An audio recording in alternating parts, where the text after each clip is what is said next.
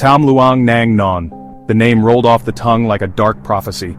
Even under a bright tropical sun, the cave exuded an unsettling aura. Its maw gaped open, a jagged wound in the green flesh of the mountain. Locals spoke of it in hushed tones, whispering of the mountain's capricious spirit and the dark secrets hidden within its depths. On this day, however, the mountain seemed to roar its fury.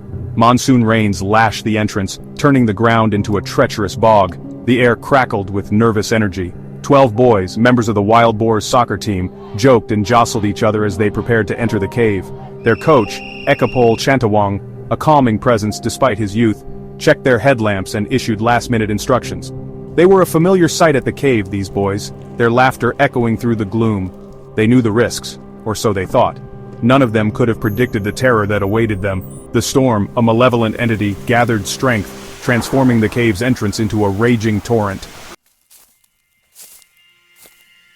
The boys, emboldened by youthful bravado, ventured deeper into the cave's embrace. The air grew heavy, thick with the scent of damp earth and something ancient, unknowable. They navigated narrow passageways, their headlamps casting eerie shadows that danced on the cave walls. The silence, broken only by their own breathing, was absolute. Then, the mountain roared. A wall of water, unleashed by the unrelenting monsoon, surged through the cave, transforming their sanctuary into a watery tomb. Panic threatened to consume them. Their headlamps, feeble beacons in the overwhelming darkness, revealed the horrifying truth. They were trapped, cut off from the outside world by a labyrinth of flooded tunnels. The air, thick with humidity, grew thin. Fear, cold and sharp, clawed at their throats. They huddled together, a small island of humanity amidst the rising tide of despair. Their coach, his own terror masked by a veneer of calm, urged them to stay strong, to believe in the possibility of rescue. But as the hours bled into days, hope began to dwindle, replaced by a gnawing sense of dread. The darkness pressed in, a suffocating blanket that seemed to crush the very air from their lungs. Time lost all meaning. Days and nights melded into an endless cycle of fear and despair. Hunger gnawed at their bellies, a constant, insistent ache. They rationed their meager supplies, a few snacks brought in for a short exploration, stretching them out as far as they could. When the last crumbs were gone, they drank the water that dripped from the cave walls, praying it wouldn't sicken them. Coach Ek, drawing on a deep well of inner strength, became their anchor. He taught them meditation techniques, urging them to quiet their minds, to conserve their energy. He told them stories, tales of courage and resilience, desperate to keep their spirits from breaking. The boys, their faces pale and drawn, clung to his every word. He was their leader, their protector, their only hope in a world that had gone black. Outside the cave, a frantic search was underway. The world watched and waited, holding its breath, praying for a miracle. 9 days. 9 agonizing days since the floodwaters had transformed their adventure into a fight for survival. 9 days of clinging to hope, even as it threatened to slip through their fingers like grains of sand. Then, just when their spirits were at their lowest ebb, a light pierced the darkness. Not the harsh glare of their headlamps, but a soft, ethereal glow that seemed to emanate from the very heart of the cave.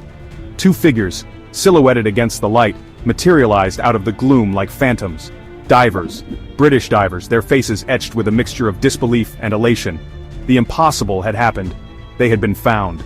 A collective gasp, a mixture of relief and disbelief, escaped the boys' lips. The divers, John Valanthan and Richard Stanton, veterans of countless underwater rescues, were stunned by what they found. 13 souls, huddled on a small, dry ledge, their eyes wide with a mixture of fear and hope. The news of their discovery raced around the world, igniting a firestorm of joy and relief. But the ordeal was far from over. The most perilous part of their journey was yet to come. Extracting 13 people from a flooded cave, a labyrinth of narrow tunnels and treacherous currents, was a task of unimaginable complexity. It was a race against time, a desperate battle against the unforgiving forces of nature. Expert cave divers from around the world converged on Tam Luang, their skills tested to the limit. The Thai Navy SEALs, their courage unwavering, played a pivotal role in the rescue effort. The plan was audacious, bordering on suicidal. Each boy, sedated but alive, would be shepherded through the flooded tunnels by a team of 2 divers. It was a relay race with life-or-death stakes. The world held its breath, hearts pounding in unison with the pumps that labored to drain the flooded passages. Then tragedy struck. Saman Gunan, a retired Thai Navy SEAL, lost his life while replenishing air tanks along the escape route. His sacrifice, a stark reminder of the risks involved, cast a pall over the operation. But the mission had to continue. There was no turning back.